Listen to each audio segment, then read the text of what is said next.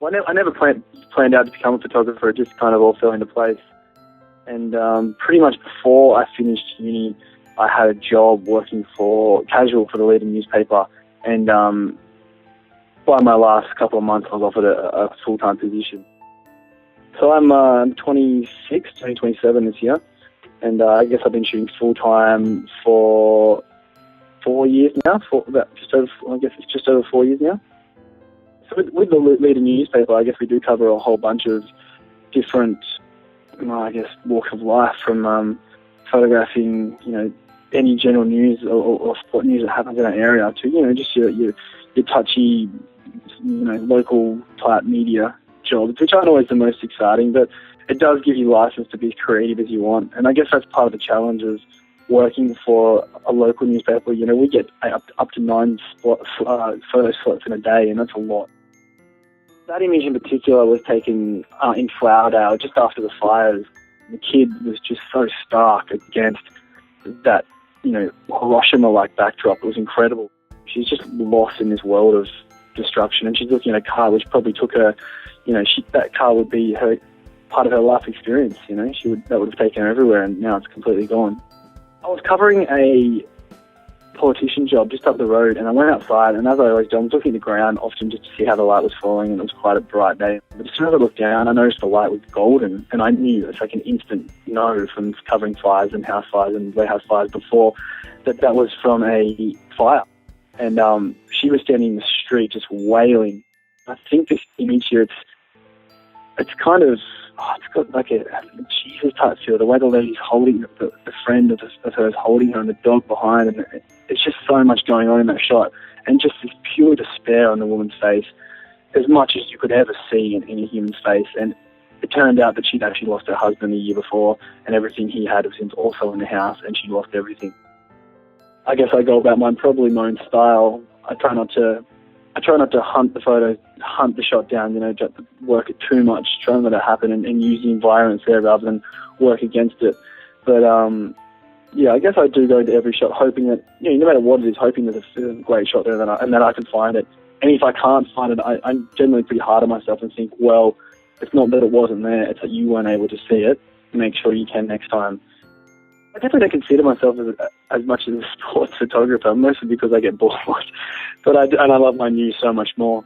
But there's definitely moments with the sports stuff that I enjoy getting, especially there's a shot there with a cricketer taking a catch right on the boundary, just in a suburban game. Other than this beautiful pose that he's in, this near, ballerina type pose that he's in the background, the stories in the people, the guys with the VB, there's a guy looking away, well, he's missed it, There's a girl playing with her hair and she's got a smile, there's a guy laying on a chair. It's just so interesting that the people in the background.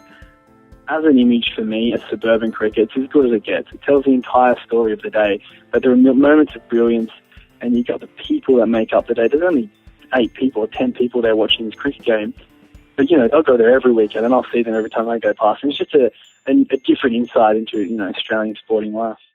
Also, another fire-related story. They lost their house in the fires, and Dad sitting there in the middle, he's really struggling, trying to get his family back on their feet. He lost his business to fires and a lot of friends as well. And, I just wanted an image that really showed the family's dependence on him. So I sat him down and set this up like this, and everyone was holding an animal, and I wanted the kid to go down the slide at the right time, and these things never pull off. It's really a photographer's image. Only a photographer will know how hard it is to get a dog taking the perfect step and have an interaction with a cat while the chicken walks off and the young kid goes down the slide. And it's a really hard thing to get to orchestrate like that. In fact, I don't think I've ever got it so good as this. To me, it's such a photographer's image where everything just came together, and it just says so much through the father as well. And I definitely really enjoy that image as a not such a fluke, because it's totally orchestrated, but still definitely a fluke. And the interaction between the cat and the dog is just priceless. You just can't get that.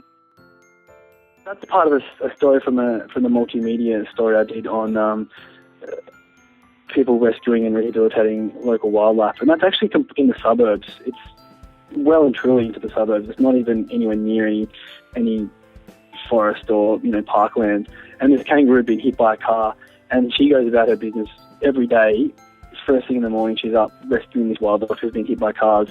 And it's interesting in the photograph, I think the peacefulness of the kangaroo, but also the woman who's doing it. She's got a gold watch on and a gold ring, but then she's contrasts that with a gun and army pants. It's a very interesting situation that's going on there. And she's going to shoot the kangaroo now and put it down because it's unsavable. It has broken legs. And they do this for free. And it's a hard slog. And I love the image as it shows, a whole bunch of little things going on there that really show what she does and who they are in a way without actually having to see the face. I didn't know at the time her interaction, her connection with these animals. Taking some photographs and the sun was setting, it was getting beautiful. It was well after, I was well off the clock by this stage, so just for the love of it.